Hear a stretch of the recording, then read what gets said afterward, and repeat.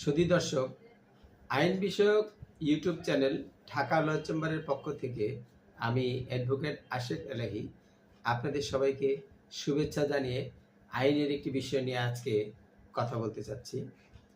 আজকে যে বিষয়টি নিয়ে কথা বলবো সেটি হচ্ছে যে কোনো মহিলা, বিবাহিত মহিলা মারা গেলে তার স্বামী তার পরিত্যক্ত সম্পত্তিতে অর্থাৎ ওই মৃত ব্যক্তির ত্যায্য বৃত্তে কতটুকু পরিমাণ সম্পত্তি পেতে পারেন সেই বিষয়ে আইনগত বিষয়টি আলোচনা করব।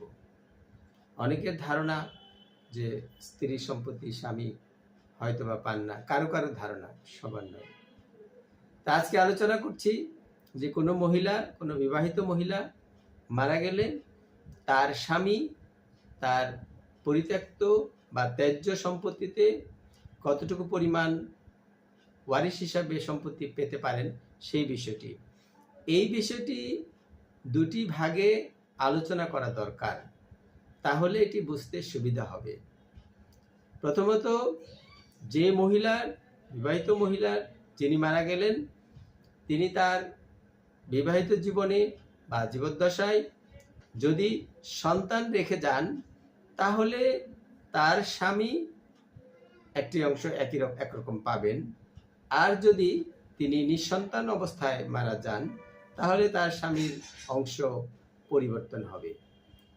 আমি প্রথমে আলোচনা করি বিবাহিত মহিলা যিনি সম্পত্তি রেখে মৃত্যুবরণ করলেন, তার স্বামী তার পরিত্যক্ত সম্পত্তিতে তার ত্যায্য বৃত্তে ইসলামী ফারায়েজ অনুযায়ী আমাদের পবিত্র ধর্মগ্রন্থ আল কোরআন এর সূরা আন-নিসায় এই বিষয়ে সুনির্দিষ্টভাবে বলে দেওয়া আছে যে স্বামী কতটুকু পাবেন।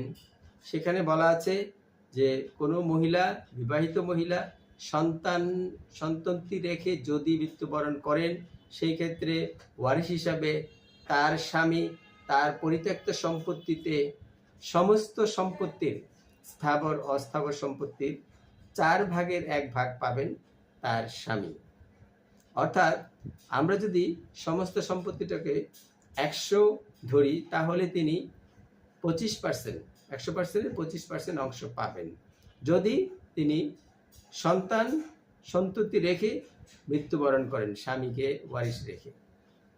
দ্বিতীয় পর্যায়ে আসছি, যদি কোনো মহিলা, বিবাহিত মহিলা নিঃসন্তান অবস্থায় মৃত্যুবরণ করেন এবং তার পরিত্যক্ত সম্পত্তিতে তার ওয়ারিশ হিসাবে তার স্বামী তার সমস্ত সম্পত্তির 2/1 অর্থাৎ 50%, অর্ধেক সম্পত্তি পাবেন স্বামী, বাকি সম্পত্তি অন্যান্য ওয়ারিশদের মধ্যে ফারায়েজ অনুযায়ী বন্টন হবে। তাহলে আমরা জানলাম যে কোনো মহিলা মৃত্যুবরণ করলে, বিবাহিত মহিলা মৃত্যুবরণ করলে তার সন্তান থাকলে, যদি জীবদ্দশায় সন্তান থেকে থাকেন তাহলে তার স্বামী পাবেন 4/1, আর যদি সেই মহিলার কোনো সন্তান না থাকেন তাহলে তার স্বামী পাবেন তার পরিত্যক্ত সম্পত্তির 2/1 বা 50% বা অর্ধেক সম্পত্তি। আশা করি বিষয়টি সবার কাছে পরিষ্কার। সবাইকে ধন্যবাদ। আল্লাহ হাফেজ।